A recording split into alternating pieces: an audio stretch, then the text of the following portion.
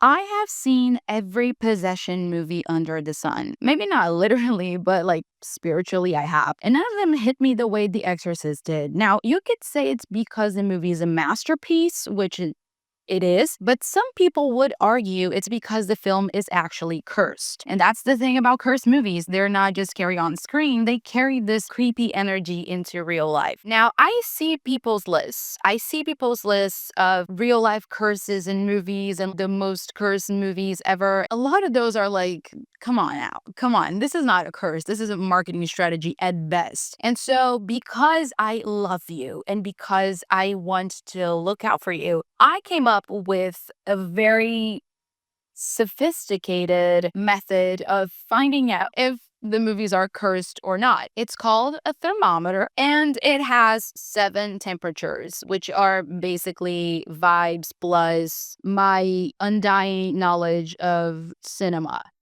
The temperatures are frozen, chilly, cool, mild, warm, hot, and boiling. And they each represent a different category, frozen being intended to feel cursed, like not cursed at all. The movie was made this way. And boiling being, you cannot convince me these movies aren't cursed. So starting out with Frozen, we have The Blair Witch Project from 1999, which, if you don't know, it's a movie that follows 3 film students, Heather, Josh, and Mike, who venture into the woods of Maryland to investigate the local legend of the Blair Witch. Long story short, what happens is they get lost and increasingly terrified as, supernatural things start happening in the woods, ultimately leading to their disappearance. The final scene is absolutely incredible. You should watch this movie. The film is presented as found footage that was supposedly recovered after their vanishing. And the realistic nature of a found footage movie paired with the kind of marketing campaign the Blair Witch had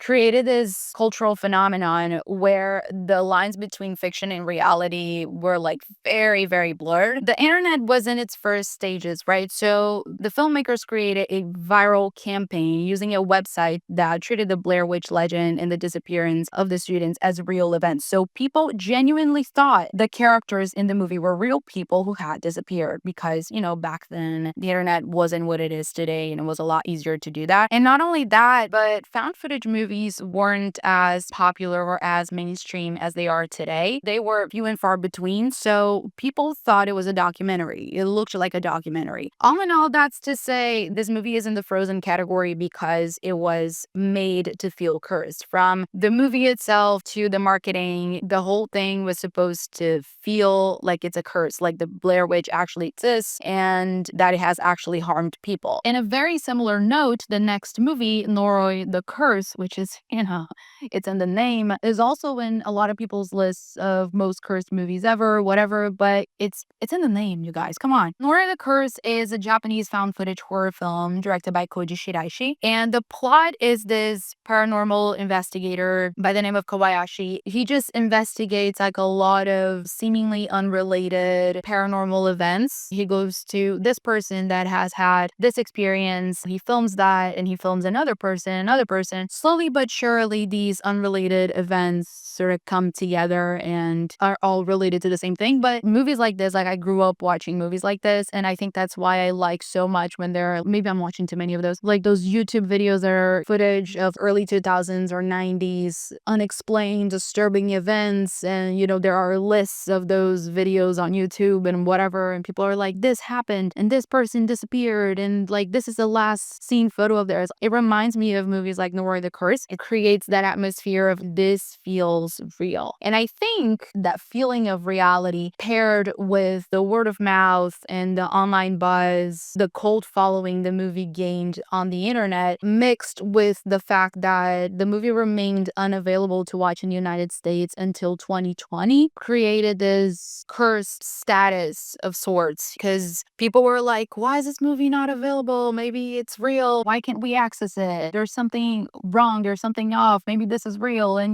how conspiracies build and how people create stories and whatever. Just like the Blair Witch Project, it is a very good found footage movie that has the curse in the name. So it is intended to feel cursed and to feel forbidden and stuff like that, but it is just a really good found footage movie. If I remember correctly, I think you can find it on YouTube. I think some Good Samaritan just posted a movie and I think it has English subtitles. Go give it a chance. It's a really good movie, but still it's on the frozen category because, it's not cursed at all. Moving on, we have the chili category, which are films with cursed marketing strategies used with the sole purpose of selling the horror movies. The first film in the chili category is The Amityville Horror from 1979. So this film is infamous for being based on the horrifying real-life event, which were the DeFeo family murders from 1974, where the son, Ronald DeFeo Jr., shot and killed his entire family in their Long Island home. Like, he just went into their rooms one night and shot them in their beds. Horrible stuff. This horrible crime has since inspired an unhinged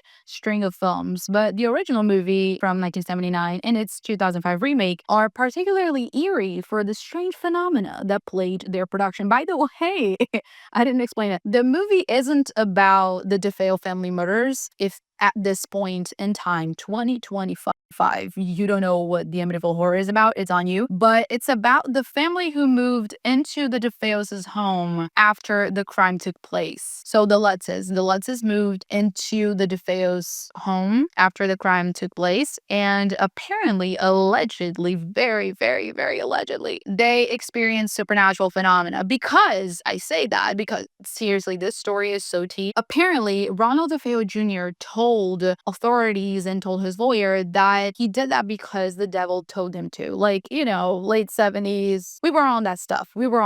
So he told everybody that the devil made him do it, but everybody was like, all right. So what do we do with that information? To kind of like give him credibility, his lawyer allegedly got into contact with the Lutzes and made a deal where they would tell everybody that they were having supernatural experiences in the house because that would give Ronald DeFeo Jr. credibility in his statement that the devil made him do it, and maybe he would get like a lighter sentence. I don't know what the end goal was here, but it could be good for everybody because Ronald DeFeo could get a lighter sentence or his statement could gain credibility while the Lutzes could capitalize on this. And capitalize, I think they did, because there was a book that I think sold pretty well and the movie was like a hit. I think it was the movie that sort of created, maybe I haven't researched it yet, but I think it was the movie that sort of created the blueprint for a haunted house horror movie. The supernatural phenomena didn't extend to just the real life stuff, but the movie as well, because James Brolin, who starred in the 1979 version, said he was initially skeptical about taking the role, but while he was reading a particularly chilling part of the script, a pair of pants fell from a hanger without any apparent cause. You guy is, oh my god. Apparently he laughed it off, but it wasn't the only unsettling incident surrounding the film. Apparently there were like other creepy moments, but they pretty much came out and said it was manufactured. The studio behind the original film exaggerated or even fabricated supernatural events to boost publicity, according to James Brolin himself and his co-star Margot Kidder. They were like, yeah, there weren't anything. Apparent pants falling is just crazy. Apparently, the 2005 remake had more creepy stuff happening, which has Ryan Reynolds, if you don't know about. And genuinely, honest to God, I think it's one of the better performances from movies in the same line. The movie itself, I don't think holds up very well to today's standards. Back then, it was like, all right. But the one good thing about this movie, I would say, is Ryan Reynolds' performance. I genuinely, straight up, honest to God, think it is a quite good. It's not like Oscar worthy, but it's, pretty good. I think it's pretty good. In the 2005 remake, multiple cast and crew reported waking up exactly at 3:15, which was the time Ronald DeFeo Jr. murdered his family. To make everything more disturbing, just before the filming began, they found a dead body in the lake near the house that the movie was being shot. It's like a lake house, and a body showed up in the lake and they were like, oh my god, a murder. I mean, it's pretty fucked up to find that body near your workplace, but it doesn't mean the world's gonna end, right? Melissa George, who starred in the 2005 version,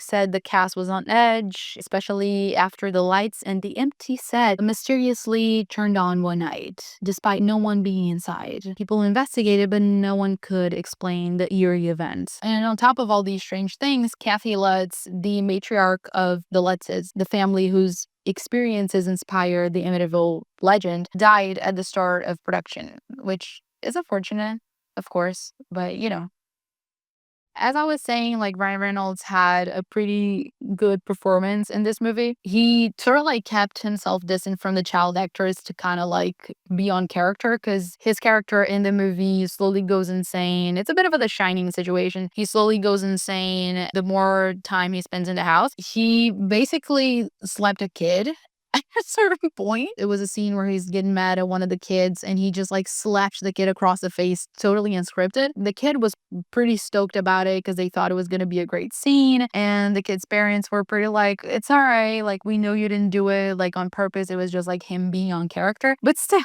he slapped a kid. And yeah, that was part of the curse, I guess. But yeah, overall it's just like, lights flickered and a pair of pants fell from the sky, whatever the fuck. The actors themselves admitted to, the curse being fabricated to sell the movie. So yeah, the whole Amityville story is like, even the real life story is a little bit sketchy. So I don't think the movie would fall too far from the tree. Next up in the chilly category, we have The Exorcism of Emily Rose, which was loosely based on the true story of Annalise Michel, who was a teenager who died during an exorcism in 1976. She was acting very erratic, demonic, and everything, and her family put her through months and months of exorcisms. Her parents and two priests performed a bunch of rites and stuff, but she eventually died from malnutrition and dehydration. I think they were judged, they went to trial in Germany in 1978, and they were charged with negligent homicide, not murder. The court did find them guilty, but gave them suspended prison sentences, 6 months, then later reduced to 3 years probation along with fines. And the case was pretty controversial. Like, the defense argued Annalise was possessed, while the prosecution argued that she was mentally ill and had died from a lack of proper medical care. I don't know if they argued the same thing that is argued in the movie. I think in the movie they say Emily Rose has seizures. Is it seizures? Epilepsy? Something like that. And her family seeing her behavior, she came from a really religious family. Her family started thinking she was possessed. People claim in the movie that she was having seizures, she had epilepsy. So yeah, The Exorcism of Emily Rose is based on this true life story of Annalise Michel. In the movie, Emily Rose is portrayed by the great Jennifer Carpenter, who delivers genuinely, honest to God. Like, I know I said what I said about Ryan Reynolds, but you can forget about that. Like, his acting in that film is like Kids' Choice Awards compared to, Jennifer Carpenter's Oscar nomination for The Exorcism of Emily Rose. Like, I genuinely love her performance. Like, it was so good. And she said she was haunted by a ghost that would turn her radio on whenever she was filming the movie. And apparently Jennifer Carpenter's radio wasn't the only one with a demon in it, because her co-star Laura Linney also experienced her radio turning on 3 times at night during the filming, which, there has to be some sort of recall or something for the radios, the electric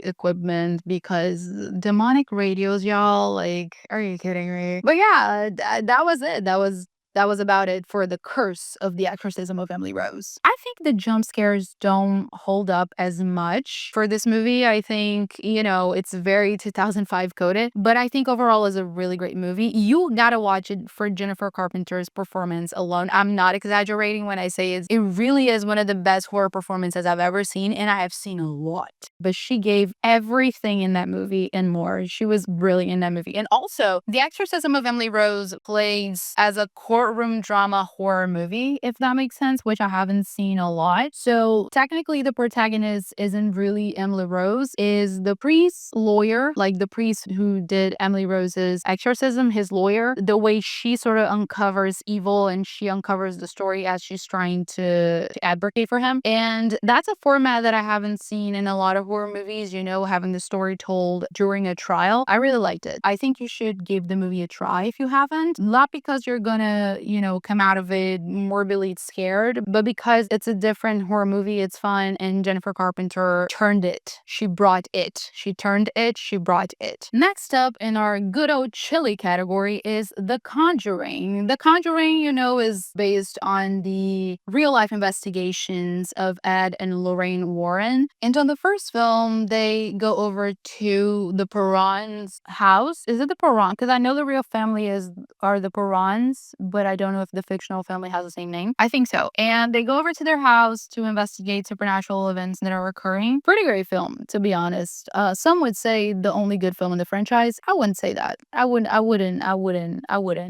say that. One of the more bizarre things that happened on set occurred when the real life Perron family visited the set, and apparently they were like too afraid to visit originally, but when they got there, crew members said a sudden strong wind started whirling behind the family, and somehow the trees across from the family didn't move. So, director James Wan and stars Vera Farmiga and Joey King said they all experienced strange things too. A few days after the Perron family and the wind incident, James Wan stayed up late in his office working, and suddenly his dog began barking at an invisible entity. Vera Farmiga said she saw 3 digital claw marks on her computer screen moments after accepting the role. Joey King, who was just a child at the time, began waking up with mysterious bruises on her body. Yeah, apparently, Vera Farmiga also woke up a few times between 3 and 4 in the morning, which is the devil's hour. I think that was popularized by The Exorcism of Emily Rose, if I remember correctly. There is a big thing about 3 a.m. in The Exorcism of Emily Rose. Apparently, several people saw items move in the Warrens' artifact room, the demon room they have. One of the original Perron girls told screenwriter Chad Hayes that, quote, something really bad is going to happen out here today. And apparently her mom fell and broke her hip while they were visiting the set. So yeah, that was the curse of The Conjuring.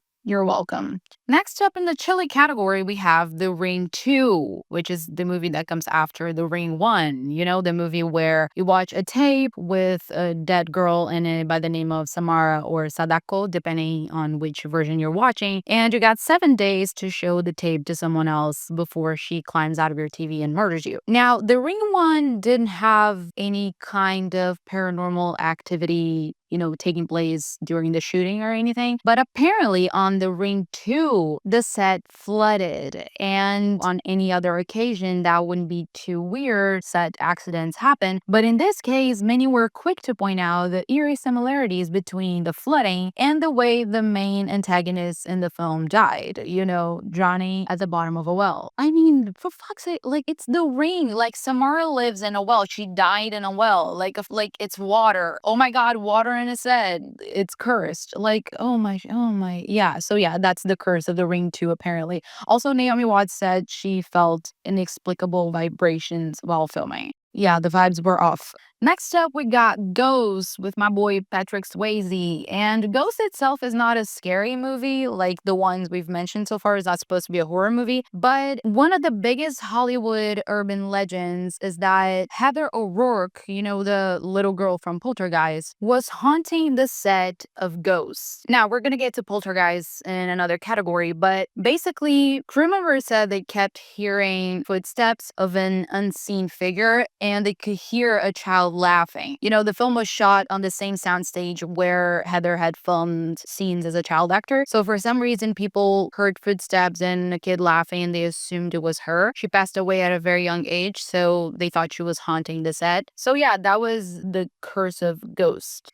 Next up, we have yet another James Wan movie called Insidious. The film tells the story of a family whose son falls into a mysterious coma, later revealed to be caused by demonic entities using him as a vessel between an astral plane and the physical world, which is the movie that presented us with the iconic red-faced demon, also known as the lipstick demon. Really, really cool character. Apparently, cast and crew frequently reported feeling unwell whenever they stepped onto the hospital set, set, and a mysterious buzzer from an unoccupied floor kept going off, though the cause was never identified. Apparently, the second movie is haunted as well because they filmed a few scenes in the Linda Vista Community Hospital in LA, which is pretty well known to be haunted. People started feeling, bad vibes. They started feeling uneasy, and they heard unexplained sounds like a bell ringing from an empty part of the hospital. And yeah, just weird stuff that seems to come out of every James Wan movie for some reason.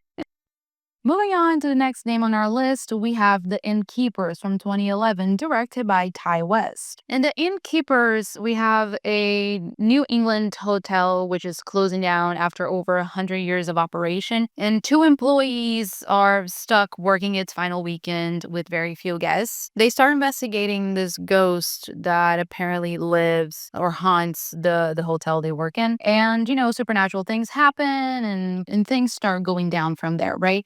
Ty West had the idea for it when he was shooting The House of the Devil, and he and his cast and crew stayed at a real-life haunted hotel, the Yankee Peddler Inn, which is a hotel where people apparently have been experiencing supernatural stuff ever since it was built in 1891. So Ty West decided to film The Innkeepers in the Yankee Peddler Inn, and apparently while they were staying there to shoot the film, a lot of supernatural things happened, like his TV would turn on and off spontaneously and lights would constantly burn out in his room. And Sarah Paxton, one of the stars, she would wake up in the middle of the night while many crew members were plagued with vivid dreams throughout filming. So yeah, haunted hotel, haunted production, haunted this, haunted that. It didn't haunt me. I don't think that's no curse. Next up, we have The Possession from 2012, starring Jeffrey Dean Morgan. In the story, him and his ex-wife share custody of their two daughters, and at a yard sale, one of them finds an old wooden box covered in Hebrew writing and becomes obsessed with it. And the box is actually a Dybbuk box, which, according to Jewish folklore, can trap an evil spirit. So the girl starts experiencing, supernatural things, and the family starts experiencing supernatural things. I remember it being a pretty okay movie. I remember watching it when it first came out, and I thought it wasn't going to be good at all. But I remember it had pretty good scares, but I don't know if they hold up because it's been a while since I've seen it. I've seen it once in 2012, and that was it. So yeah, apparently Jeffrey Dean Morgan did not believe in ghosts before filming began, which he's literally John Winchester. That is crazy that he said that, but okay. He walked away from the shooting convinced that ghosts are real. According to him, odd occurrences plagued the set, which included the explosion of light bulbs and cold breezes following them around. The possessed box at the heart of the film was later destroyed in a storage facility fire, which is kind of like cold breeze, bitch, like light bulbs and no.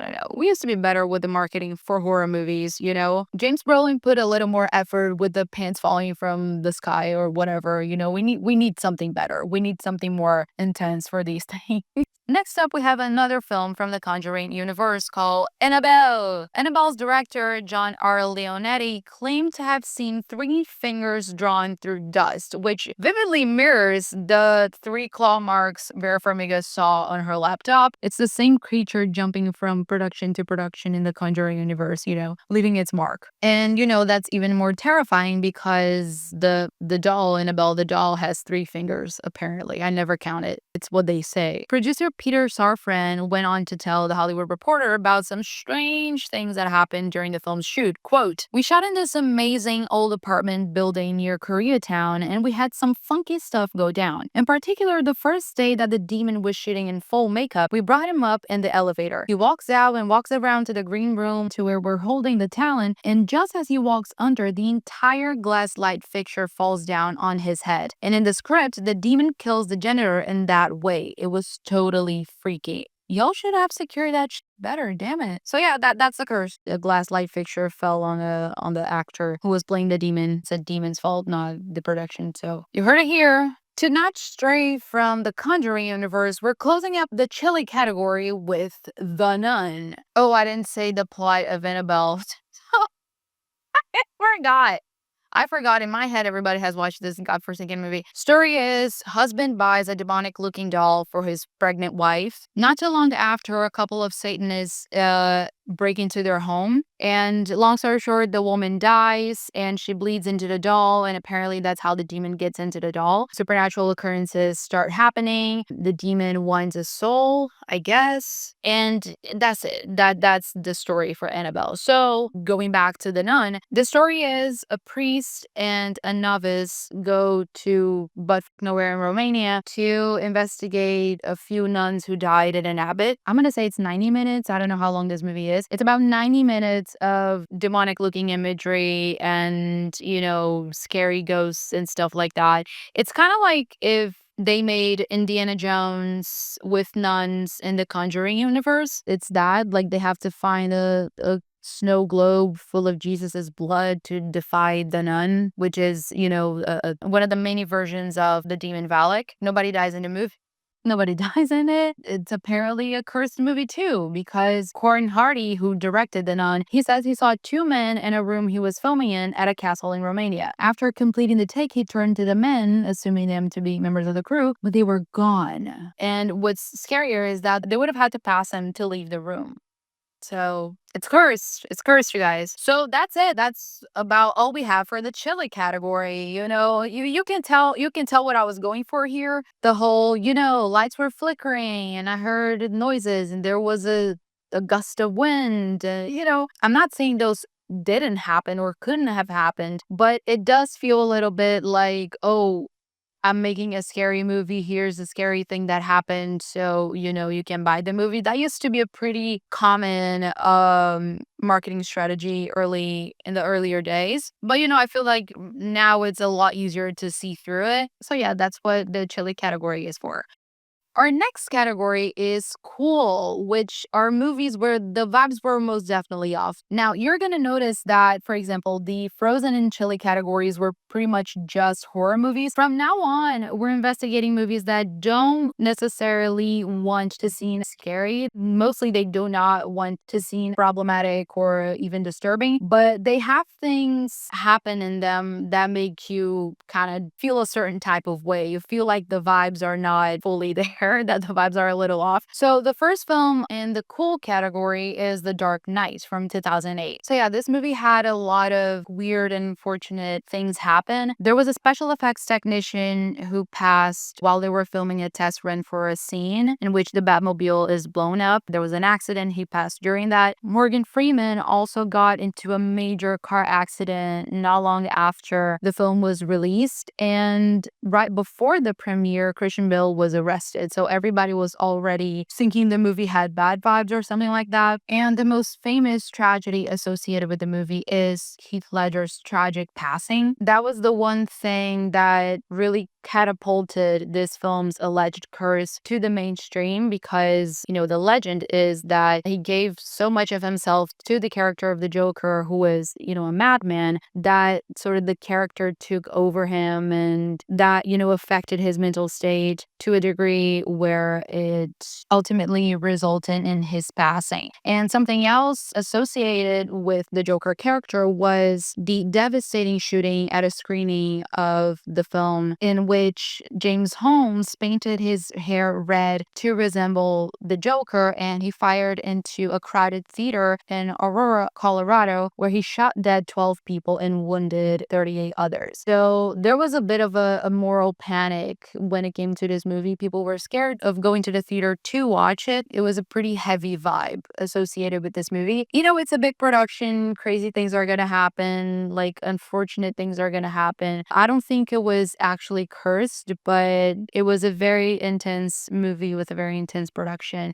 And that ultimately resulted in a really, really great, iconic movie, but one with very unfortunate events nonetheless. Oh, I keep forgetting to tell you the plots of the movies. I probably forgot one of the other ones already, but The Dark Knight, there's not a lot to know. The Dark Knight, the Batman versus the Joker. I think the Joker wants to, I do not remember the plot actually. Does he want to blow up Gotham or something? He wants to kill Batman, but kill corruption first? Like, I don't remember, but it's basically Batman versus the Joker. That's it. Next up, we have The Lord of the Rings, The Two Towers. Now, I never really got the plot of any Lord of the Rings movie. Like, I remember watching them back when I was a kid, and I didn't get, like, I could try to look up the plot for this movie, but I'm gonna tell you what it is. It's basically hobbits walking around New Zealand trying to destroy a ring or trying to get a ring, and there's an ancient Labubu saying "my precious." So that's all you need.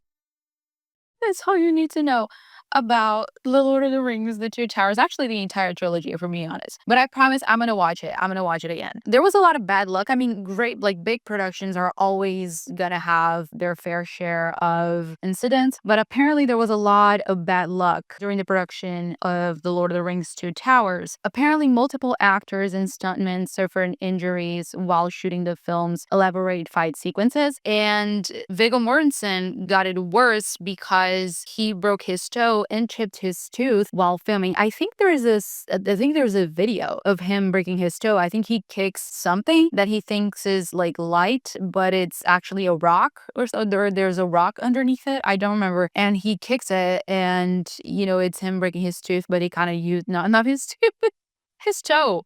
He breaks his toe, and apparently he uses it to give realism to the pain he's feeling in the scene. If I remember correctly, that's what happened. So yeah, I don't like that's not a curse. That's just a big production with some bad luck. So yeah. Next up, we got Water World from 1995, which is a dystopian film about the world that has been flooded after the polar ice caps melted. So basically us 5 years from now. And dry land is basically a legend, and most humanity survives on boats or floating communities. The story follows Kevin Costner.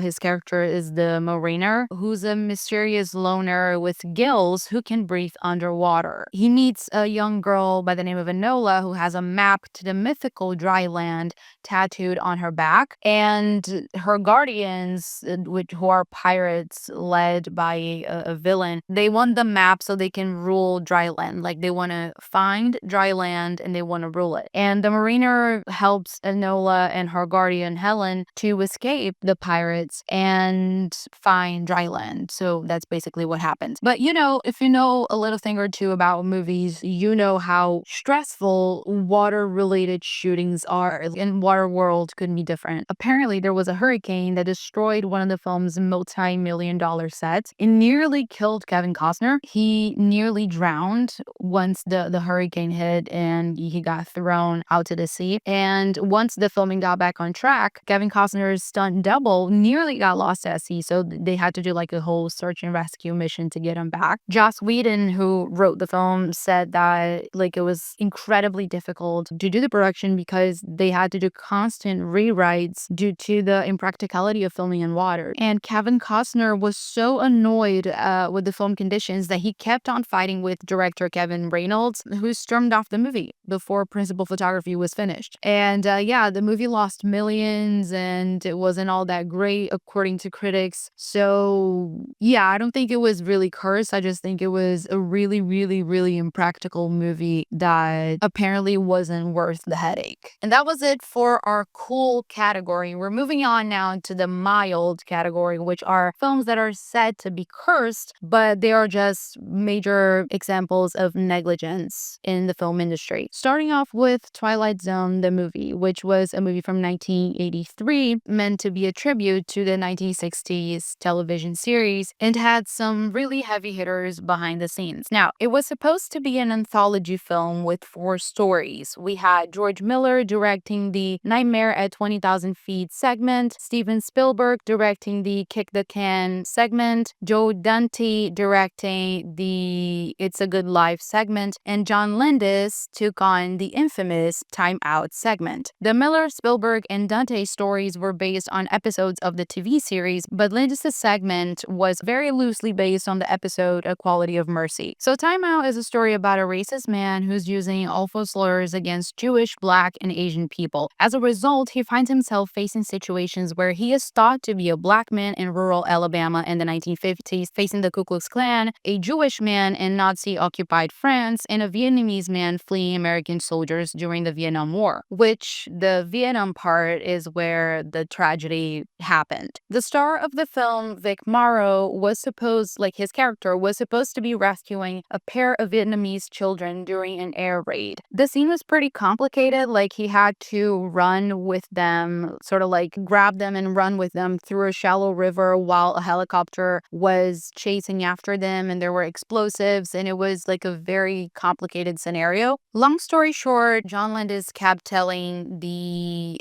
pilot, the helicopter pilot, who was a Vietnam War veteran, to get lower and lower, like get the helicopter closer and closer to the characters and get closer to the river, all while trying to stay away from the explosives and stuff, but that didn't really work out. An explosive detonated near the helicopter, causing the helicopter to spin out of control, and since the helicopter was dangerously close to Vic Morrow and the children, it ended up taking their lives. So Vic Morrow and one of the kids were decapitated by the rotor blades, while the other kid was crushed to death by the weight of the helicopter. Now, this probably could have been avoided if John Landis and the production team had followed rules and guidelines they ignored to make this film happen. For example, the child actors did not have the required permits to work. He paid their respective parents under the table to avoid California child labor laws, which did not permit the employment of children during nighttime hours. And knowing like how dangerous the stunt was, associate producer George Folsey Jr. told the children's parents to not inform any firefighters on set that their kids were partaking in the scene. And you know what's worse? That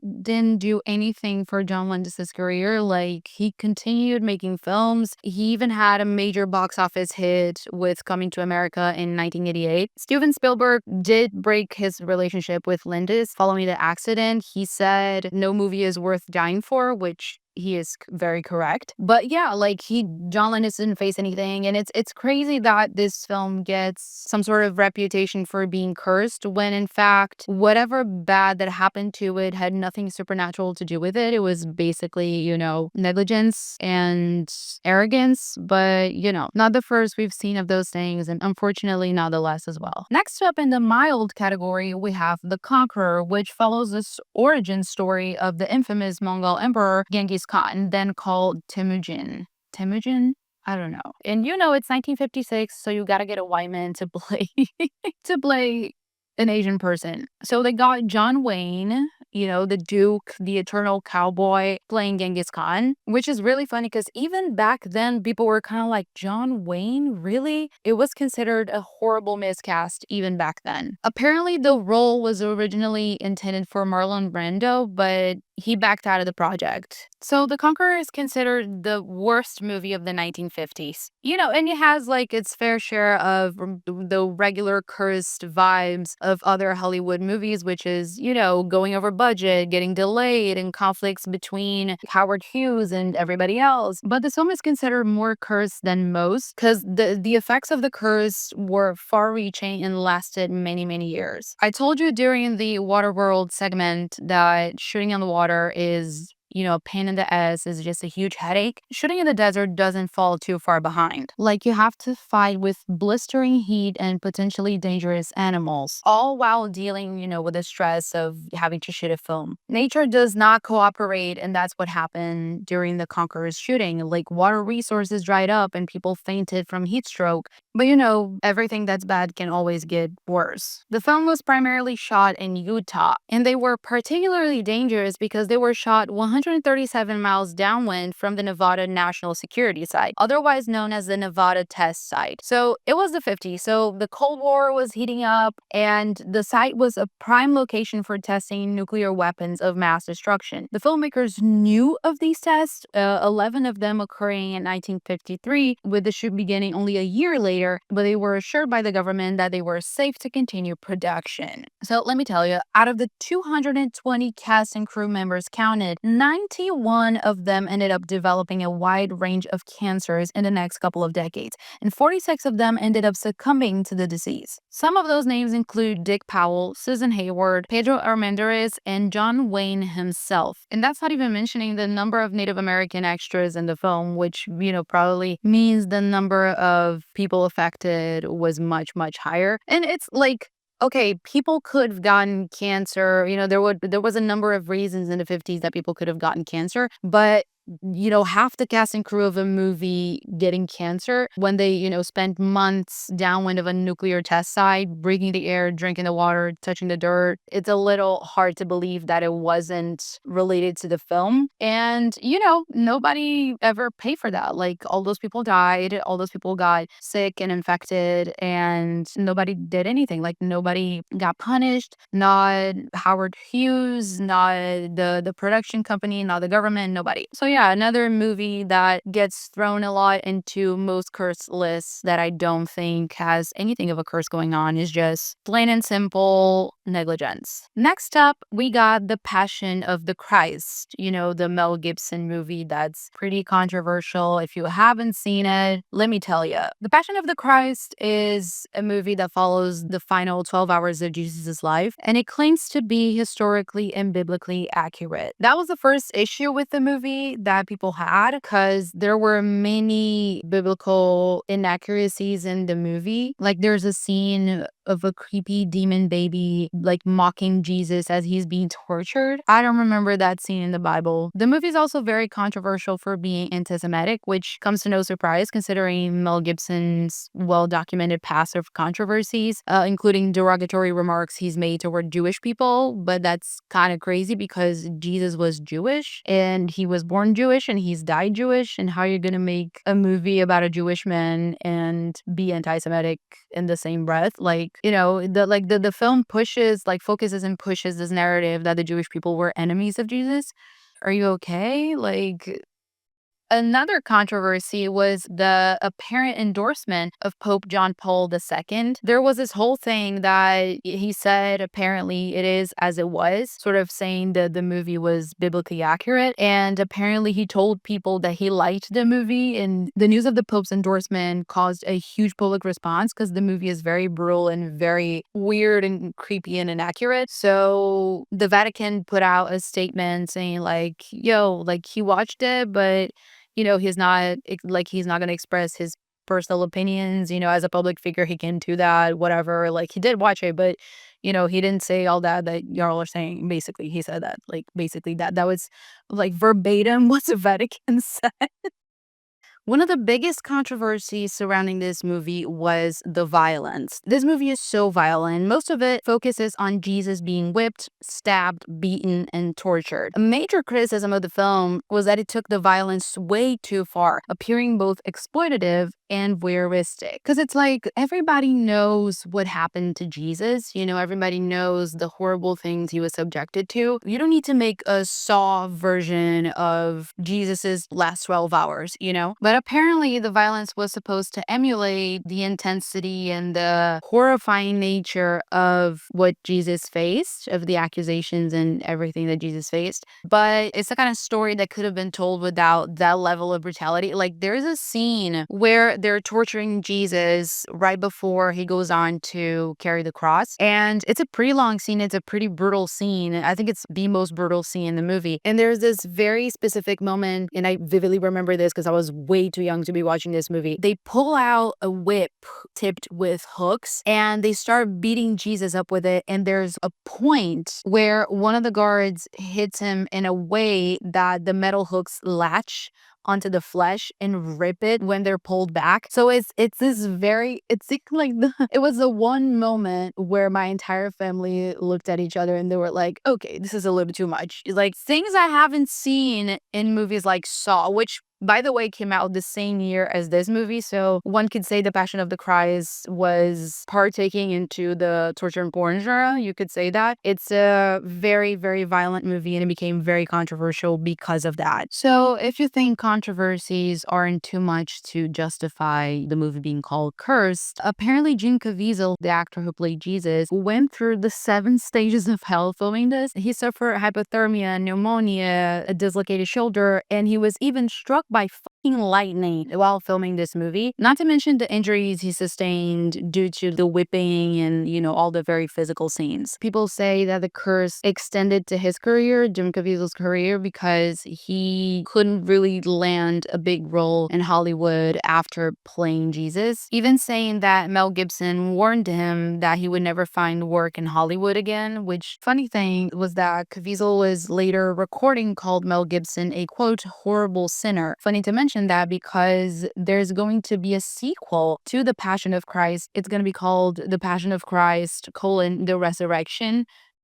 just like the best Halloween movie. And I think it was slated to come out last year, but it will come out in 2027. And it will be a two-part film, a sequel to what happened after the crucifixion, which I don't know how much is left to be said that needs to take two movies to be said after the crucifixion. Like, Jesus comes back and everybody's happy. But, two films, I guess, is what's needed to do that. I genuinely truly hope this movie is even more controversial than the first one. Gorier, if we can manage that. More devil babies, we need more. Everything that was insane, we need more of that. Because I think there's no point in remaking the same movie, right? We have 10,000 Jesus movies out there. Let's make a Jesus movie that's, camp and controversial and even disturbing, as some would call The Passion of the Christ, which I love. He says the Christ, not a Christ, because you could be thinking of another Christ, but it's actually the Christ, the one with the capital C and stuff. Shout out to Jesus. Every generation they punish a socialist. And no, this movie is not cursed. It's just a crazy movie with crazy production, and that's it. Moving on, we have The Wizard of Oz, which is known for being one of the most cursed movies in Hollywood history. Starting off, we have Buddy Ebsen, who was originally cast as the Tin Man. He was known for Captain January up until then. And the thing was that the makeup they used on him was pure aluminum dust, which poisoned him, causing body aches, cramps, shortness of breath. He became so ill he had to be hospitalized. The MGM studio heads completely ignored his complaints until a nurse intervened, and he was then replaced by Jack Haley. Jack Haley's experience was a little bit better, but not so much, because the makeup changed. They mixed the aluminum into a paste instead of dust, which is a lot better. But apparently that still caused problems. He developed an eye infection, which was treatable. Margaret Hamilton, who played the Wicked Witch of the West, suffered two serious accidents. The first was during the fiery exit scene from Munchkinland. There was a trapdoor delay that caused fire to catch on her, and she had a second-degree burn on her face, third-degree burn on her hand. She was hospitalized for 6 weeks. After recovery, she demanded no more fireworks. She returned to film the surrendered Dorothy scene, but she refused to perform due to pyrotechnics, so her stunt double Betty Danko took over it, and Danko was severely injured when the broom's pipe exploded on the third take, catching fire. So Miss Hamilton was very wise to not perform the scene. Judy Garland, who played Dorothy, she was only 16 during filming, and she endured extreme mistreatment. Director Victor Fleming slapped her for giggling during Cowardly Lion scene, telling her to stop wasting time. Studio executives gave her uppers and sleeping pills to control her schedule. She was put on an extreme diet of cigarettes and coffee, and the executives mocked her weight. Her co-star Ray Bolger, who played the Scarecrow, remarked that she was, quote, just plump. She struggled with lifelong drug addiction, depression, and disordered eating, and she passed in 1969 of accidental overdose at the age of 47. Later in life, she alleged she was sexually assaulted by Munchkin actors and groped by MGM co-founder Louis B. Mayer. Other than that, there were some dangerous set practices, like the snow scene that used toxic asbestos flakes, which exposed the cast to cancer risks, and MGM's lack of safety standards that caused multiple injuries. There are a few urban legends associated with the movie that I think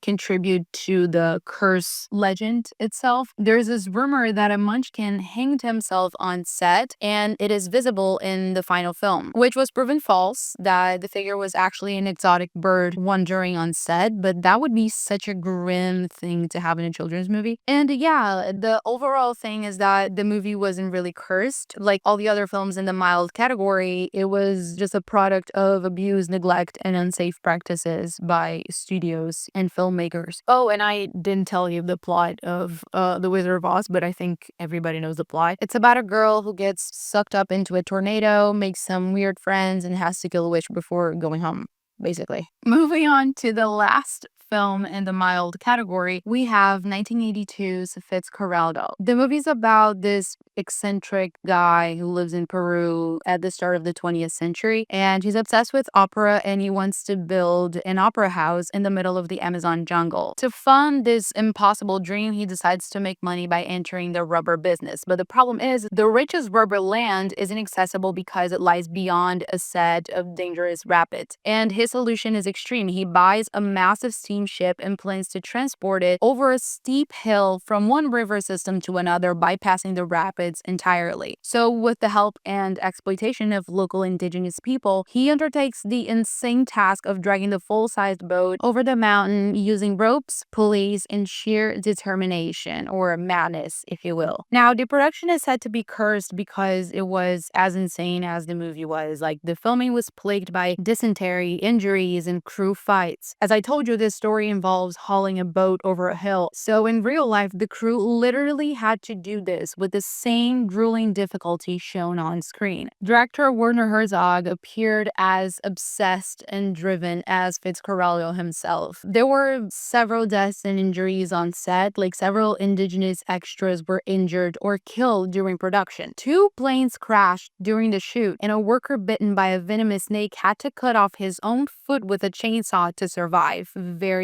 saw one of him. And there was conflict with the locals, the Aguaruna people, because Werner Herzog built on their land without their consent. So the tribe retaliated. They burned down the set, and an actor was shot through the neck with an arrow. Next up, we got the warm category, which isn't about negligence or marketing or just vibes. It was where people died, and there were creepy coincidences, but I don't believe there was a curse. The first movie in this category, or you could say movies, is Superman. The Superman curse is a hex so strong that it seemingly cursed an entire franchise. It's a pretty famous one. And, if we're going by the number of people affected, it's clearly one of the most potent. If you believe in it, it's proven liable to jinx anyone even remotely involved in the Superman movies, from backstage staff to actors to producers. However, if one particular group is at high risk, it is the actors who play the title character. So apparently the curse started back in the 1950s with George Reeves, who starred as Superman in the TV show The Adventures of Superman. He was very popular as a character, but behind the scenes, things were a bit darker. In 1959, just days before he was supposed to get married, Reeves was found dead from a gunshot wound. Officially, it was ruled a suicide, but a lot of people believe there was foul play involved. His fingerprints weren't even found on the gun, and there were rumors of an affair with the wife of a Hollywood executive. This incident really kicked off the whole curse legend, with people saying that playing Superman brings nothing but tragedy, which you could say it's a bit too superstitious to take seriously, but there was a lot of stuff, let me tell you. Fast forward to the late 70s and early 80s, we have Christopher Reeve, who starred in 4 Superman movies. He was the face of Superman for a whole generation, but in 1995, he was thrown from his horse during a riding competition, which left him paralyzed from the neck down. He advocated for spinal injury research after this happened, but sadly, he passed away 9 years later in 2004 due to complications from his condition. Between what happened with George Reeves and Christopher Reeve,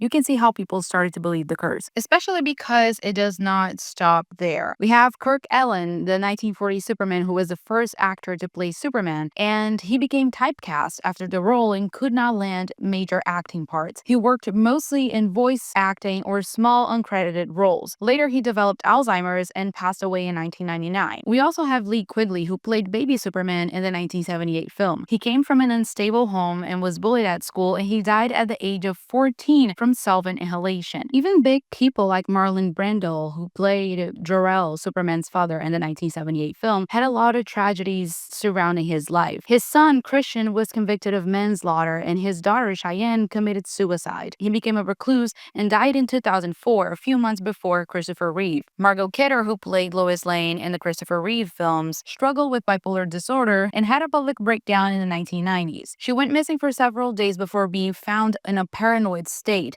and she died in 2018 from a drug and alcohol overdose, which was ruled a suicide. We also had Richard Pryor from Superman 3, who was already battling drug addiction during filming. He was diagnosed with multiple sclerosis 3 years after the movie, and he died in 2005. Not that I'm saying people dying is like a cursed thing, like I know people die, but you know how things pile up and all the things in the curses pile up, you know what I mean? We have Dana Reeve, who was Christopher Reeve's widow. She died from lung cancer in 2006 at age 44, despite being a non-smoker. Many fans also linked her death to the curse. We have Superman's creators, Jerry Siegel and Joe Shuster, who sold Superman's rights to DC Comics for a small sum. They spent their entire lives fighting for credit and fair compensation. Shuster nearly became blind and worked as a delivery man, while Siegel remained bitter over how they were treated. The 2006 Superman Returns DVD crew. 3 crew members suffered strange accidents. One fell downstairs, one was mugged, and one crashed through a glass window. Director Bryan Singer joked the curse hit the DVD crew instead of the cast. But there are skeptics and exceptions to the curse. Dean Cain from Lois and Clark, Brandon Routh from Superman Returns, and Henry Cavill, one of the most famous modern iterations of Superman, all reject the idea of a curse. Ruth said misfortunes affecting a few people don't mean everyone is doomed, and Henry Cavill called it near bad luck, unrelated to the role. I also looked up David Cornsweet if he said anything about the curse, but I couldn't find anything. Apparently he cursed at Rachel Brosnahan during filming, so that was the only curse thing I could find relating to him in the Superman curse, but apparently no one questioned him about the curse or he didn't notice anything about the curse, so yeah.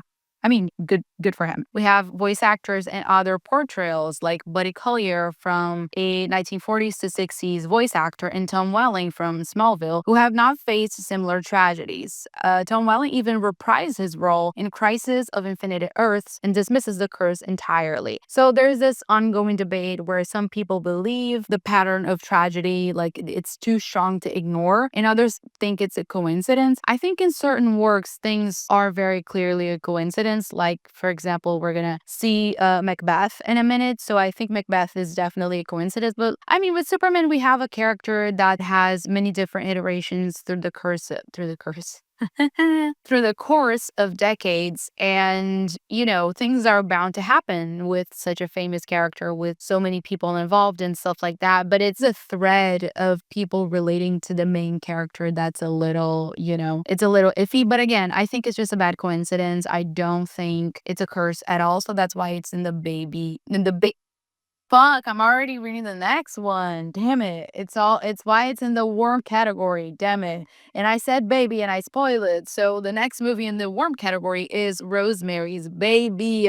Directed by Roman Polanski, it has long been associated with rumors of a curse, a reputation fueled by tragic events that followed its release. One of the most haunting aspects of the alleged curse was the murder of Polanski's pregnant wife, Sharon Tate, by the Manson family in 1969. The crime occurred just a year after the film premiered, and it became intrinsic with the story of the film. Like it's hard to think of the film without thinking of the curse. And if you know the film, it's hard to think of the film and not think of the crime. And if you think of the film and you don't think of the crime, it means you're too fucking young. All right. Oh, I just realized I forgot once again to tell you what Superman's about. But I mean, it's a billion trillion movies in the Superman franchise. So it's just Superman's an alien and he's raised on Earth and he's good and he's conflicted. Bye. That's it. So before I forget, let me explain what Rosemary's Baby is about. Basically, a young couple move into a new building and the wife is pregnant. Her name's Rosemary, as you guessed it. Strange things start happening in the building and she starts losing her mind a little bit and starts to get worse and worse. And basically, they're being like groomed into becoming part of a satanic cult or something like that. And she should I spoil it? Have I spoiled the other movies? I don't remember. But like, yeah, she has the baby, and that's a thing. That's an issue. I don't know if I explained the end of the other movies. I feel like this video is gonna be pretty long, and I've been recording it in parts throughout the course of several days. I don't really remember what I said in the previous 20 movies, right? So the curse, as I told you, Sharon Tate, the director's wife, she was murdered by the Manson family in 1969, a year after the film's premiere. She was pregnant, just like Rosemary, at the time of her death. The brutal killing became one of the defining tragedies associated with the supposed curse. And I think it was one of the most like famous murders in Hollywood. It was fucking crazy. So we have Christoph Komeda. I don't know. He died from a fall, who was the film's composer, by the way. He died from a fall that led to a coma, closely mirroring a scene in the film. His death occurred less than a year after the movie's release, and it deepened the film's reputation for having an eerie or supernatural influence. We have the producer, William Castle, who suffered a near-fatal case of kidney stones after the film's release. He experienced vivid hallucinations of Rosemary's Baby scenes during his illness, and he became convinced the movie was cursed. Robert Evans, who was a producer, was later convicted of cocaine trafficking. He became connected to the high-profile murder case of Roy Redden. His personal and professional troubles added to the film's dark legacy. We have Roman Polanski, the director, who, following Sharon Tate's murder, spiraled into substance abuse. He later became infamous for multiple crimes and moral scandals, and it's seen by some as further evidence of the film's curse. And, you know, as I said, that it's pretty hard to think about Rosemary's Baby and not connect it to the Sharon Tate murder in the Manson family. Some people link the Manson murders to a wider alleged satanic conspiracy involving the Beatles' White Album, written during an Indian meditation retreat attended by Mia Farrow, who played Rosemary. The song Helter Skelter was found written in blood at the Manson crime scene, and 12 years later, John Lennon was assassinated outside the Dakota, the building where Rosemary's Baby was filmed. I just got chills.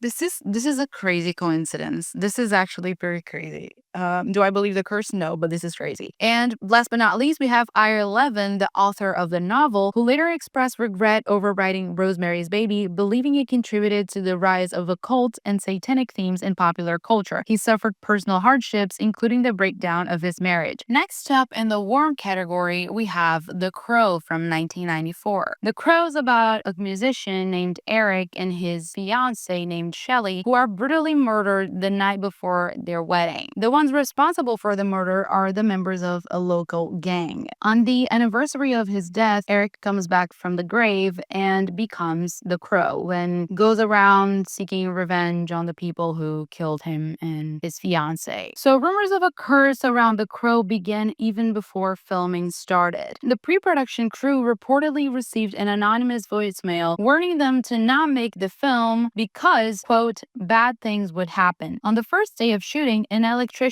accidentally backed a cherry picker truck into a high-tension power line. He was electrocuted and caught on fire. He rushed to the hospital with severe second and third degree burns. He survived, but his ears had to be removed. Soon after, the, quote, storm of the century hit the southeastern U.S., causing production delays, illness among cast and crew, and general discontent and low morale on set. But none of that is fuel for a curse. What is fuel for a curse, though, is the fact that Brandon Lee, the son of martial arts legend Bruce Lee, was filming what was meant to be his breakout role. He played Eric in the movie, the main character. During a scene where his character is shot, a tragic prop gun malfunction occurred. A dummy bullet had become lodged in the gun's barrel from an earlier scene. The weapon was loaded with blanks meant to simulate gunfire. The blank round forced the lodged cartridge out at a velocity of a real bullet, and Brandon Lee was struck and later died in the hospital. So there were production changes following his death. Parts of the script were rewritten. The skull cowboy subplot was cut out entirely as no scenes had been shot yet, and body doubles and early CGI were used to complete Lee's remaining scenes. The incident became the central event feeding the curse narrative around the film. Apparently during The Crow 2, which is The Crow City of Angels, a crew member was also electrocuted on set. Despite the misfortunes, The Crow was completed and released to critical and cult acclaim. The film is celebrated for its gothic style and emotional depth, and Brandon Lee's death, mirroring the film's themes of resurrection and vengeance, continues to fuel speculation that the crow was cursed. So no, I just think I thought about having this in the mild category because you could very clearly tell it was about negligence from production or maybe just an accident,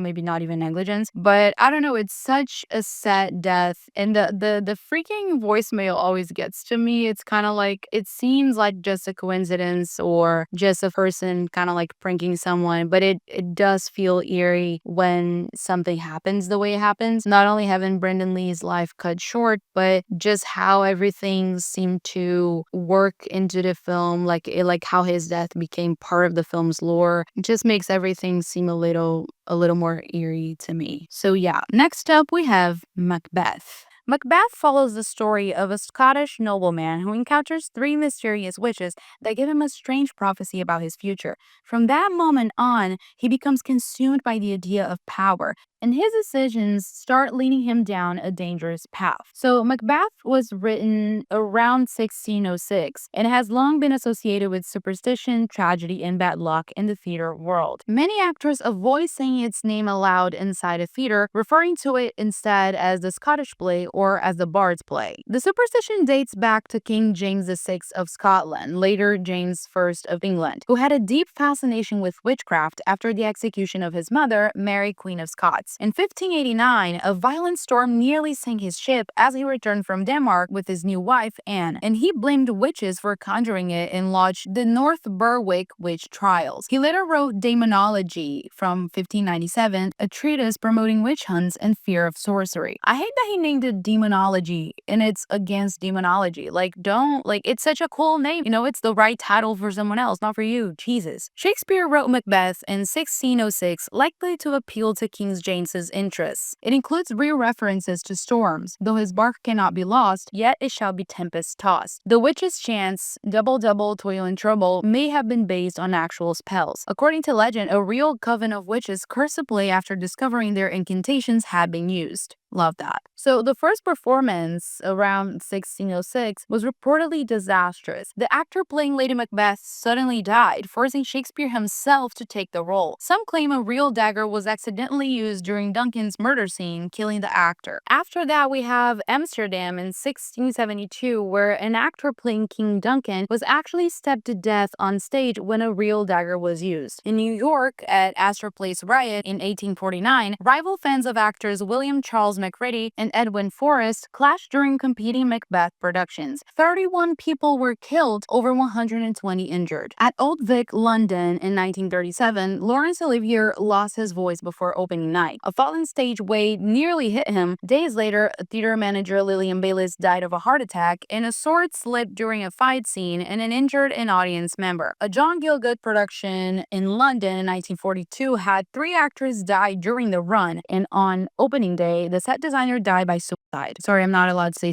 that. I have to say unaliving. He unalived himself. At Oldham's Coliseum in 1947, actor Harold Norman, playing Macbeth, was fatally wounded during a sword fight. He had dismissed the curse before the performance. A Stratford production in 1948 had actress Diana Wynyard, after mocking superstition to a reporter, falling 15 feet into the orchestra pit during the sleepwalking scene. She survived. In 1954, actor Charlton Heston suffered burns during a Macbeth production. In 1964 in Lisbon, a fire destroyed the Dona Maria II National Theatre during a performance of Macbeth. In 1967 in London, actor John Bell recalled the director Peter Hall contracting shingles, delaying the production by 6 weeks. In 1980 at Old Vic, Macbeth, starring Peter O'Toole, was so poorly received the theater company disbanded. In 1988 in New York, Bulgarian singer Buncho Bunchevsky committed suicide during Verdi's Macbeth at the Metropolitan Opera. In 2011, Royal Shakespeare Company's actor Jonathan Slinger broke his arm in a bike accident en route to the theater. In 2012, the Bell Shakespeare Company from Australia had severe food poisoning hit multiple cast and crew members. 2 actors and the assistant director were hospitalized, delaying opening night. More recently, we had Ari Aster, the director of Hereditary, joking about the superstition on set, and a light burst moments later. And in 2022, in the Oscars, Chris Rock mentioned the tragedy of Macbeth while congratulating Denzel Washington. Moments later, Will Smith slapped him on live television, which many jokingly blamed on the curse. Some people say Shakespeare's use of real witchcraft incantations brought bad luck to the story. Others argued theaters often staged Macbeth when facing financial ruin, linking it to bankruptcy and failure. And the play's high production costs also made it risky for struggling companies, reinforcing its unlucky reputation. Do I think Macbeth is cursed?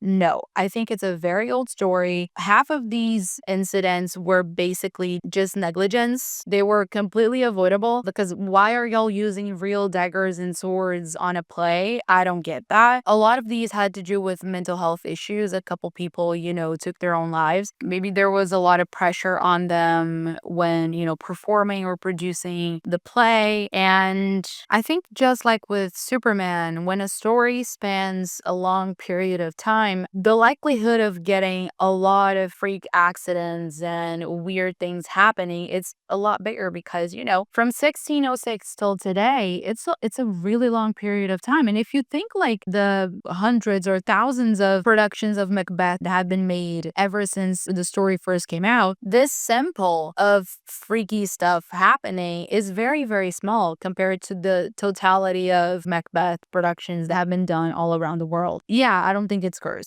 at all. I just think it's a very old story, has been done billions of times, and weird stuff happens. Next up in the worm category, we have A Confederacy of Dunces. A Confederacy of Dunces was written by a man called John Kennedy Toole. Oh, but aren't these supposed to be movies, not books? Okay, can you chill first of all? Listen, John Kennedy Toole took his own life, unfortunately, on a quiet country road outside of Biloxi, Mississippi. He was just 31 and he left two unpublished novels behind. He was a literary professor and an author, and he left two unpublished novels behind. Over the course of the next decade, his mother Thelma dedicated her life to ensuring the second of these, called A Confederacy of Dunces, found publication. Eventually, she succeeded, and the book went on to sell over 2 million copies and won the Pulitzer Prize in 1981. So I think at the time he was one of only 3 writers to win the prize posthumously. The story is a dark comedy set in 1960s New Orleans. The story follows a man called Ignatius J. Riley, a highly educated yet lazy, delusional, and eccentric 30-year-old man who lives with his mother and spends his days railing against modern society, which he believes is filled with mediocrity and corruption. He is quite literally me, you guys. You don't know me, but that's all you need to know about me.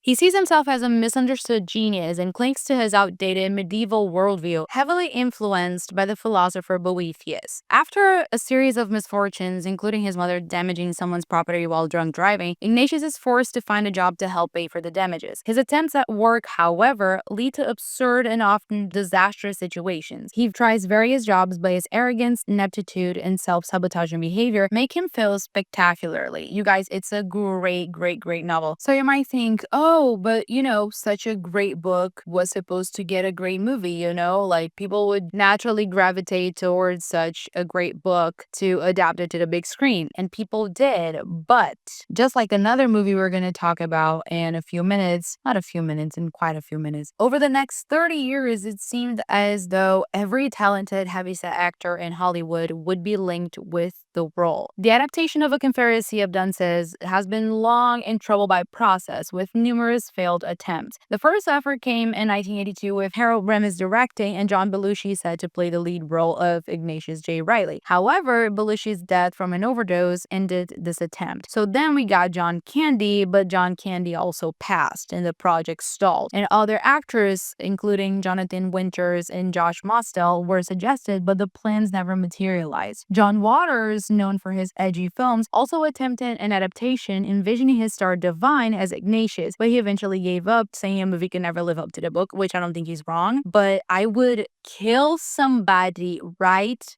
about now to watch a John Waters version of A Confederacy of Dunces starring Divine. Like, the idea, I wish I never knew this information. I wish I lived in ignorance, because this is insane to me. In the 90s, producers Scott Kramer and Scott Rudin took over the rights. British writer Stephen Fry was brought in to write the screenplay, and Chris Farley was considered for the lead role. However, just like John Belushi and Candy, Farley died before anything progressed. So by this point, people are like, okay, this story is cursed. This adaptation is cursed. Like, this is wrong. There are too many things happening. As I said before, like when a story is like spans around a long period of time, it's bound to have freaky things happen. But with something that hasn't even, happened yet, something that keeps like going from hand to hand, that is a bit too much. So people started, speculating that a curse could be surrounding the adaptation. Despite setbacks, the efforts continued. We had John Goodman and filmmaker Steven Soderbergh who got involved at various points. A 2004 staged reading featured Will Ferrell as Ignatius, but there were some disputes that, paused the whole thing. In 2012, Zach Galifianakis was cast in a version to be directed by James Bobin, but Bobin eventually chose to work on Muppets Most Wanted instead, leaving the project once again stalled. So throughout the years, major actors and filmmakers were attached to it, but, arguments over the rights and production issues and people dying prevented the film from being made. In 2015, a theater production was staged in Boston, starring Nick Offerman, but to this day, it's still the only successful adaptation of the book in any medium whatsoever. It's over a decade since any meaningful attempts were made to bring it to the screen, and it's hard to see when these obstacles are gonna be overcome. Steven Soderbergh even said in 2013 that he thinks it's cursed, that he's not prone to superstition, but that project, the Confederacy of Dunces project, has got bad mojo on it. Oh god, I got chills. Yeah, so I did put this one in the worm category, even though it is quite similar story to another one in a much more serious category, because I don't think it's necessarily cursed. I feel like a lot of the things that happened, besides the actors, a few of the actors were involved with the role dying, I think that was disputes over rights and production issues and all of that. As Soderbergh said, I don't think it has bad mojo on it. I just think it's an unfortunate production that, just like the book was published under very, harsh circumstances, I think the production kind of carries the same energy. But that doesn't mean it's necessarily cursed, because I don't think way too many freaky things happened for this to be considered fully cursed. And it actually managed to have a stage adaptation where nothing bad happened. So I don't think it's fully cursed. Next up, we are moving to the hot category. We're leaving the worm category and then we're moving to the hot category, where all evidence points to a curse, but I think it's just a bunch of bad coincidences. So it's like really, really, really bad, but it isn't the worst thing ever. It could be worse. So the first movie in the hot category is Rebel Without a Cause from 1955. The story follows a boy named Jin Stark, new in town. He struggles to fit in and deal with his parents' constant fighting. So he gets caught up with a group of troubled teens who test his courage and challenge his sense of right and wrong. Incredibly historically relevant movie, James Dean, the red jacket, all of that. If you don't know, then you're too young. So the idea of Rebel Without a Cause being cursed is because the main stars, James Dean, Salmoneo, and Natalie Wood, all died. Not just died, but died under rather violent circumstances. So first off, we got James Dean, who died in a car accident a month before the movie's release, which is, I think, one of the most famous deaths in Hollywood history. He bought a Porsche Spider a week before his death. He named it Little Bastard, very famously. And we had an encounter with actor Alec Guinness. He said that if James Dean continued to drive, Little Bastard, he would die soon. Then Nick Adams, who played Chick in the film, passed away in 1968 of an apparent drug overdose. That night, his lawyer discovered him slumped over in his bedroom, completely dressed. While there were no needle marks on his body, the doctors ruled it a death by unaliving. Okay. On 1976, Salmoneo, who co-starred with James Dean in Rebel Without a Cause, was returning home from a play rehearsal in Westwood when he was stabbed through the heart outside of his apartment. Years later, his alleged killer was arrested in Michigan after writing bad checks, although he looked completely different from the man that witnesses claimed they saw. So another iffy death, iffy situation. The final victim of the film's curse was actress Natalie Wood, who passed away under mysterious circumstances on July 1981. Like, they couldn't really determine whether she died by unaliving, if she was murdered, or if it was an accident. But on the night of her death, she was on a yacht with her husband, Robert Wagner, and her friend, Christopher Walken, when she disappeared. A little while later, her body was found off the coast of Santa Catalina. She did not know how to swim, so she did not jump from the yacht to go for a swim, whatever. She did not know how to, so she didn't go in the water out of her own volition. Her case is very complicated, and to this day, no one knows what happened that night. There are like 1,000 videos on unsolved cases that cover her case. So if you're more interested, you should check those out. I do think it's almost cursed, but it's not cursed. I think it's just really a bunch of bad coincidences. But this is really off. Like, it's pretty hard to explain how the three main stars of the movie plus another actor passed in such mysterious and violent ways. If it's one person or two people who are like, one dies of natural causes, whatever, but everybody here died either of an accident or they were murdered. Next up, we got Apocalypse Now, which is considered to be one of the greatest movies of all time. The story is set during the Vietnam War when an American officer named Captain Willard is sent on a secret mission deep into the jungle to find and deal with a mysterious colonel who's gone rogue. As Willard travels upriver, he witnesses the madness, violence, and moral decay that war brings out in people. The further he goes, the more surreal and nightmarish the journey becomes, like descending into the darkest parts of the human soul.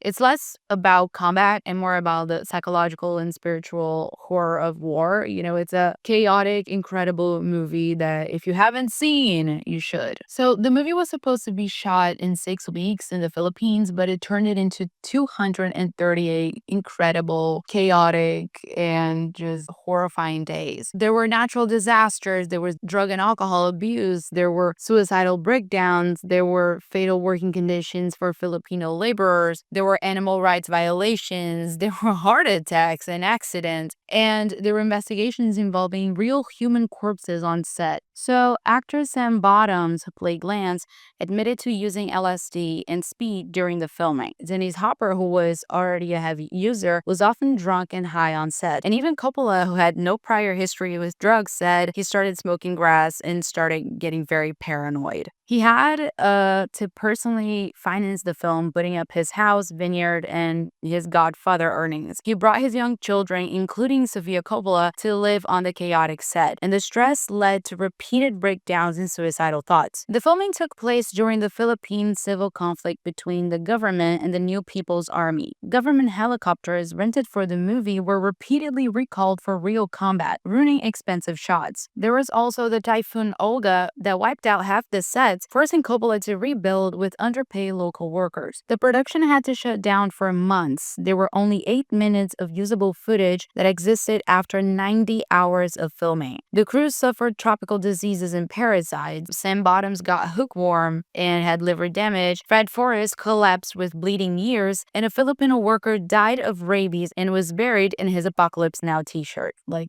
shut the fuck up. Coppola filmed an actual ritual slaughter by the local Ifugao tribe. The American Humane Association rated the film unacceptable for showing the animal being hacked apart, and Coppola defended it as cultural relativism, arguing the tribe would have performed the ritual regardless. But that's not what they called you out for. They called you out for showing it, not for... Oh my god. Martin Sheen cut his hand punching a mirror in an improvised scene while drunk. Later, he suffered a heart attack at the age of 36 and was airlifted by helicopter to Manila. Last but not least, they had real human corpses on set. During the temple scene, Martin Sheen's wife discovered the set littered with trash, dead rats, and real human corpses. The corpses had been purchased from a grave robber posing as a medical supplier. The Philippine police confiscated everyone's passports during the investigation. Although no murders occurred, the revelation cemented Apocalypse Now's reputation as a production on the brink of madness. Do I think this movie is cursed? No, but it might as well be, There were so many horrible things happening at once, and one could say it was like the conditions and the conflicts and all of that. It's so bizarre that so many incredibly horrible things happened in the same production. that even though I don't think this movie is cursed or that there's anything, paranormal going on here, I do think the vibes are completely off and I would hate to work in a crazy environment like that. I would have hated to have been one of those people that had to endure this insane production. But the movie's great nonetheless, so I guess it's worth it. Would you say it's worth it? I don't know. Let me know. Next up on the hot category, we have Return to Babylon from 2013. I love, love, love this story. It's known as the Cursed Silent Film. It was directed by Alex Monte Kanawati, and it's a black and white silent film about the scandals of 1920s Hollywood, shot entirely on an old hand-cranked camera. So the whole mystery began when Alex and his producer found 19 rolls of 16mm film abandoned on Hollywood Boulevard.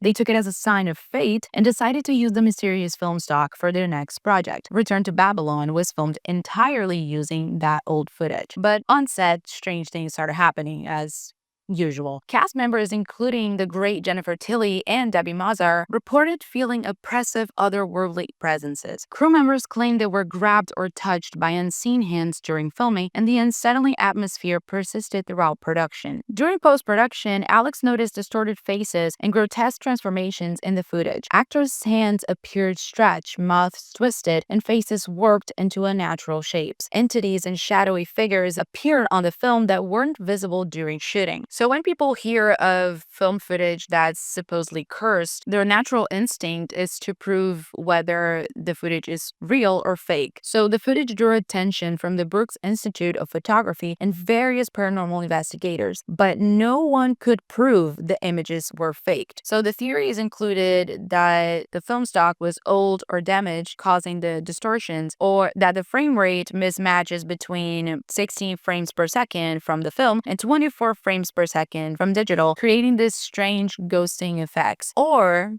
it was something else entirely. Unfortunately, the film never found distribution, and Alex reported years of financial and personal misfortune afterward. He later claimed the images weren't demonic, but, quote, Christ-like manifestations, evidence of a higher power trying to send a message. I was very, very close to considering this movie cursed because if the story is to be taken seriously, if the story is supposed to be taken at face value, it is very, very odd that somebody would leave 19 rolls of 16mm film just abandoned on Hollywood Boulevard. It's kind of like they were clearly trying to get rid of it, and it's the kind of thing you don't throw away that easily. So why was somebody trying to do that? And the fact that no one could prove the footage was fake, and also the fact that it didn't help the film at all. The film didn't even get distribution, so much so that it is available on YouTube if you want to watch it. You usually do that kind of marketing strategy for horror films, but for a regular drama, I don't see how that could be a benefit, and it didn't benefit the movie. So it does feel like there is no reason people would make up this story whatsoever. But at the end of the day, I do just think it was an issue with the medium itself, shooting on such old film and sort of transforming into digital. I feel like there was a mismatch there. But other than that, I think the Return to Babylon curse is a fascinating story. And even though I don't think it was actually cursed, I think it comes really, really, really, really, really, really close to being. To wrap up the hot category, we're going to talk about the movie that started this whole saga, The Exorcist, probably the movie with the most famous curse legend surrounding the production. So The Exorcist, if you don't know the story, The Exorcist is about a girl who basically summons a demon into her house through a Ouija board, and she gets possessed, and the whole movie is her mom and a bunch of priests trying to exorcise the demon from her. So the production of The Exorcist is one of the most infamous of all time because it was littered with strange incidents, including injuries, deaths, and, a lot of things that contributed to belief in a curse. First of all, there was a fire on set. A fire destroyed much of the set, but mysteriously left Reagan's bedroom untouched, causing production delays. Reagan is the girl, the main character who was possessed. Ellen Burstyn, who played Reagan's mother, had a back injury during filming that left her on crutches for the rest of the production. And I think the footage of her getting injured is the one in the movie movie. Linda Blair, who played Reagan, fractured her lower spine during a scene, leading to lifelong scoliosis. The footage of her injury was also used in the film. Others on set suffered lifelong injuries, such as a crew member who lost his toe and a carpenter who chopped off his thumb. There were a bunch of deaths associated with the film. Actors Jack McGarren, who played the eccentric film director Burke Dennings, and Vasiliki Maliaros, who played Father Damien Kars's mother, died before the film's release, fueling rumors of a curse. A priest was brought in to bless the set after the series of unfortunate events. William Friedkin, the director, invited Father Thomas Birmingham, a consultant on the film, to perform an exorcism, and he said, quote, "No, Billy, I don't want to increase anxiety or anything like that, and we're probably not dealing with anything more than accident of one kind or another," he said in the documentary, so instead he blessed everyone. Several cast members, including Linda Blair and Max von Sydow, lost family members during the film's production. Ellen Burstyn said that 9 people died during the production, including an assistant cameraman's newborn baby and a night watchman. A 10-foot demon statue intended for the film was lost en route to the filming location in Iraq. This has to be cursed, because like losing a 10-foot statue of a the film caused theater walkouts, fainting, and even a lawsuit when an audience member passed out and broke his jaw. While some dismissed the incidents as coincidences, others, including director William Friedkin, believe in the possibility of demonic possession affecting the production. Do I think The Exorcist was cursed? Absolutely not. It was a very long production. I think they shot for a year and a half, if I remember. When you have a production that's big and it takes a long time to finish, you're bound to have crazy things happening, especially if you have stunts and wires and this and that. Like, you're always gonna have those things happening. Granted, a lot of films in the same, not even in the same vein, but in the same size, with productions of the same size, they don't necessarily go through what The Exorcist did. But I just don't think it was like, it was a series of unfortunate events as it was described, but I don't believe in an actual curse. Although The Exorcist is the movie with the most famous curse production legend, I don't think it's a real one. It's a creepy one, definitely. I don't think you need a lot more than that to feel like the movie's cursed, but I don't think that was the case for this movie. So we're moving on to the final category, the boiling category, which describes movies that I genuinely, sincerely think are cursed. And when I first had the idea for this video, I didn't really think I would have a movie in the boiling category, and I almost didn't go through with executing the idea for the video because I thought there's no shot I was gonna be convinced that any of these films were actually cursed. But after reading and researching and letting it simmer in my head, I sincerely think these 3 movies are actually cursed. So first off, we have Poltergeist from 1990? Why I think I stopped saying the years of the movies. Well, y'all gonna have to look it up because I forgot. Poltergeist 1882. Did I say 92? 1982. So Poltergeist from 1982 is a movie about a happy suburban family who begins to experience strange, playful disturbances in their home. Chairs moving on their own, lights flickering, and odd noises echoing through the night. At first, it all seems harmless until the phenomena grow darker and more violent. When their youngest daughter starts communicating with unseen forces and vanishes under mysterious circumstances, the family realizes they're facing something far beyond their understanding. They turn to paranormal investigators and spiritual experts for help, uncovering that their dream home may be hiding a terrifying secret beneath its perfect suburban surface. It is a really, really, really good movie. I have friends who don't like older movies, like movies that haven't been released in the past 10 years. You know, they only like newer releases. They don't really like the 80s, 90s, like 70s, 80s, 90s vibes. Couldn't be me. But they genuinely like this movie. So I think if you haven't seen Poltergeist, honestly insane. But if you haven't seen, please give it a shot. Because not only the movie is really good, but the story behind production and the curse surrounding it is really, really freaky. Shortly after the film's release, Dominique Dunn, who played Dana Freeling, was murdered by her ex-boyfriend. She was strangled in her driveway and passed away after being in a coma for 5 days. We have the child star, the little blonde girl, Heather O'Rourke, who played Carol Ann, died at the age of 12 due to septic shock and cardiac arrest caused by a misdiagnosed intestinal condition. Her death occurred before the release of Poltergeist Poltergeist 3. We have Julian Beck, who portrayed the villainous preacher Kane in Poltergeist 2, who unalived himself after a long battle with stomach cancer. We have Will Simpson, who played the Native American shaman in Poltergeist 2, who passed away following a risky heart-lung transplant surgery. He also performed a real-life exorcism on the set due to the alleged curse. So after sensing a dark presence on the set of Poltergeist 2, Simpson performed an exorcism which allegedly stopped the unusual occurrences happening during production. There was a widely discussed rumor that the filmmakers used real skeletons, real human skeletons, for scenes in the original Poltergeist to save costs. Some believe this contributed to the curse by angering spirits. And we have child actor Oliver Robbins, who played Robbie Freeling, who was almost choked to death on set by a malfunctioning puppet during a scene involving an evil clown doll. So imagine being a child and you gotta pretend there's an evil clown doll,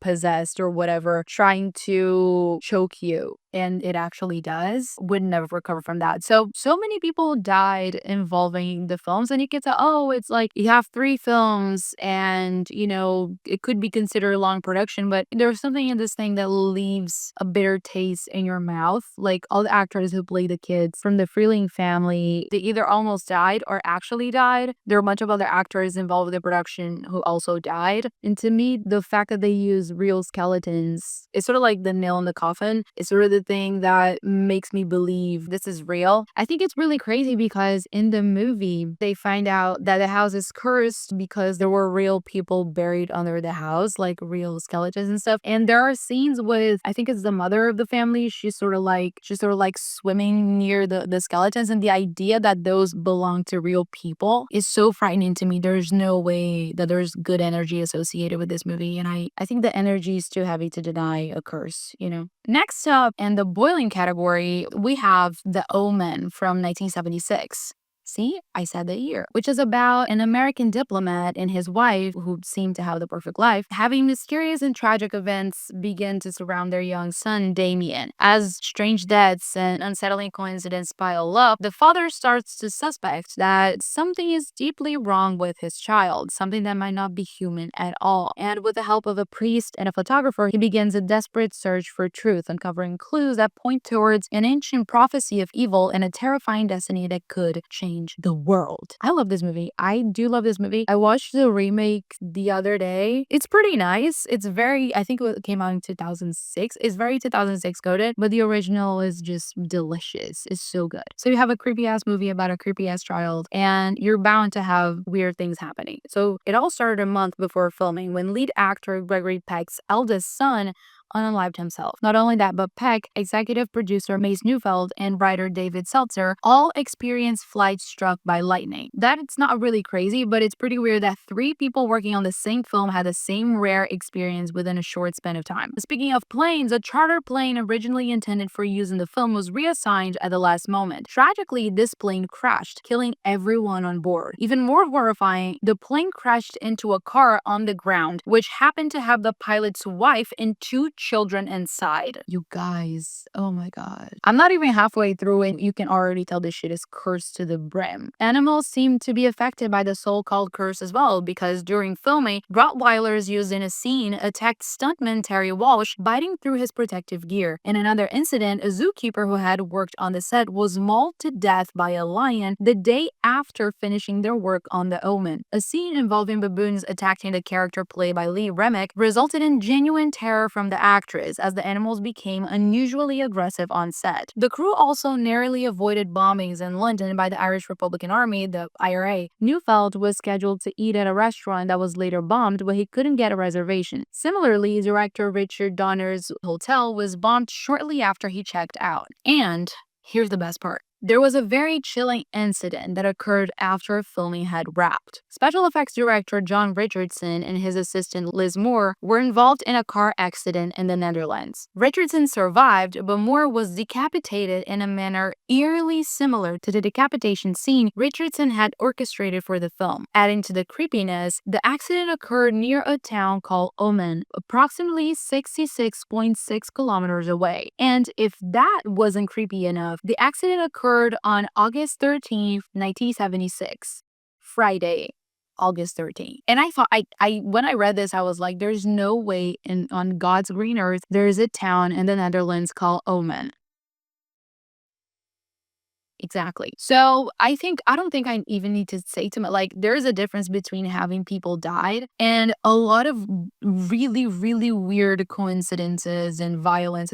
I don't think it's just the deaths that are scary because death happens, unfortunately, and it happens to everyone. And it's a thing you cannot control. But when you have multiple instances of violence occur, it's at that moment where you have to be like, something evil is happening here. So I genuinely think the Omen was cursed, genuinely. And to close off this incredible piece of content, this incredible piece of media I have just created, because I genuinely, honest to God, I genuinely thought this was gonna be 25 minutes max. I'm not even joking. I sat down to record this and I thought it would take me 25 minutes to finish. I think it's a movie at this point. So thank you so much for bearing with me and for being here. I appreciate it a lot. Thank you for not leaving me alone at this thing. So to wrap things up, we have the last movie in the boiling category and the last movie from this video, Atuk. Is it Atuk, Atuk, Atuk? I've seen so many times, so many ways to pronounce this thing, but ATUK, which is Inuit for grandfather. And it is the name of an unfilmed American screenplay intended to be a film adaptation based upon the 1963 novel The Incomparable Atuk by Canadian author Mordecai Rickler. Is it Rickler or Richler? I can't talk. I can't speak. This is crazy. So it is a total fish out of the water story about the character, an Inuit poet who, after gaining recognition for his work, leaves his rural homeland for the big city of Toronto. The novel takes Atuk through multiple incidents and events, and it's sort of like a way to show like a cultural clash and things like that. It's supposed to be really cute, really comedic, stuff like that. A film adaptation was planned in the beginning of the 70s, and another adaptation was to have been shot in 88. But even though a lot of people, a lot of film studios were interested in producing the film over the years, it's still unfilmed, and the entire project is in development hell because an urban legend claims that a curse has killed all the actors who have shown an interest in the lead role. John Belushi was the first actor to be attached to the film. He was offered the lead role in 82, and he showed a lot of interest in the script, but a few months later, on March 5th, he was tragically found dead in his hotel room at the Chateau Marmont by his trainer, Bill Wallace. The script was allegedly sitting on his coffee table. He was only 33 years old. The cause of death was determined to be drug-related, most likely a speedball, which is heroin and cocaine mixed together and injected in one shot. His death was investigated by a forensic pathologist and the findings were disputed. 2 months later, singer Kathy Smith admitted she had been with Belushi on the night of his death and had given him the fatal dosage. The case was reopened and she was arrested and charged with first-degree murder. And I think she served 15 months, which is absolutely insane for killing a person. Like, oh my gosh, that's a vacation. What are you talking about? So in 1986, after losing their lead actor, the script went back on the market, and this time comedian Sam Kinison got involved. Atuk next began production in Toronto in February 1988. But there was some production issues. His manager had promised him creative control, but he didn't tell the studio that. And Sam Kinison tried to rewrite the script, and it was a whole thing. And United Artists filed a lawsuit against him in February 1988, in which they said that Kinison had threatened to intentionally give a bad performance. So the movie was put on hold until 1992 when production began to set up again. Unfortunately, during these negotiations, Sam Kinison did what? Yes, he died. He died at the age of 38. How he died, you ask? It was Friday, April 10th, 1992. His vehicle was struck head-on in California by a pickup truck driven by a 17-year-old who was drunk. He was alive after the crash, but his best friend Carl LeBeau had been driving behind him at the time of the accident. His brother was there as well, and they could see no visible injuries. But Kinison began talking to himself, repeating, "I don't want to die." And it then appeared as if he was talking to someone who wasn't there, saying, "But why? Okay, okay." And then he lost consciousness. He could not be resuscitated, and he died at the scene from internal injuries. His wife, who was also in the car, survived with a mild concussion. The production team refused to give up because they believed the story was great, it was something special. So in 1994, they approached actor and comedian John Candy and offered him the role. Candy was thrilled and began to study the script. In March of that year, he also died. Candy was working in Mexico, and at some point in the night of March 4th, he died of a heart attack. He was 43 years old. Candy had reportedly asked his close friend, writer, and performer Michael O'Donoghue to also read the script and perhaps join the cast. In November of that same year, he also passed away. He had a history of chronic migraines and died from a cerebral hemorrhage at 54 years old. 1997 rolls around and the film surfaces again. ATEP was offered to actor Chris Farley. Farley was aware that his idol, John Belushi, was once offered the part, and so he was intrigued and he wanted, his express interest. But much like his idol, Farley also died young and the same age of 33. A few months after reading the script on December 18th, Farley was found dead by his younger brother in his apartment. He died of a drug overdose, a speedball. Farley, much like John Candy, also introduced his friend, actor and comedian Phil Hartman to the script. 5 months after the tragic death of Farley, Hartman's wife murdered Phil in cold blood. His wife, Bryn Hartman, got into a heated argument with him after he threatened to leave her if she started using drugs again. And at 3 a.m., Bryn entered the bedroom and shot Phil twice in the head and once in his side. She drove to a friend's house and confessed to the murder. The friend didn't believe her, so the two of them drove back to the house. The friend saw the body and called the police. As the police arrived and escorted the children out of the home, Bryn locked herself in the bedroom and shot herself, committing unaliving. In February 1999, speculating on the possibility of a curse and the ultimate fate of the film, original screenwriter Todd Carroll told the LA Times, quote, "I'm not a superstitious person and it doesn't have any meaning to me. With the right actor and the right tone, it may have been a nice movie." It also attracted the interest of other actors who survived well beyond the film's seized production, such as Will Ferrell, Jack Black, John Goodman, and Josh Mostel, as well as Jonathan Winters, who lived to the age of 87, dying in April 2013, though some might claim the curse also indirectly led to the ultimately death of Robin Williams, Winters' virtual protege. And so, a talk sits unmade and untouched for years. Some believe in the curse, some don't. I'm not sure why no one is questioning the fact that a bunch of white men were being cast as an Inuit, but that's a whole other side of Hollywood. Who knows if the script will ever come out of the dark and attempt to be made again, but I really hope it doesn't. That's a long history of bad luck that I wouldn't want to tamper with. So, are these movies genuinely cursed, or are they just victims of bad luck and worse decisions? Who knows? But maybe some doors are better left unopened, or at least not filmed with 16mm you found on the street. Either way, it's nice to know that behind every great horror movie is a crew quietly realizing they might have accidentally summoned something. The takeaway? Enjoy your favorite scary movies. Just don't volunteer to work on one.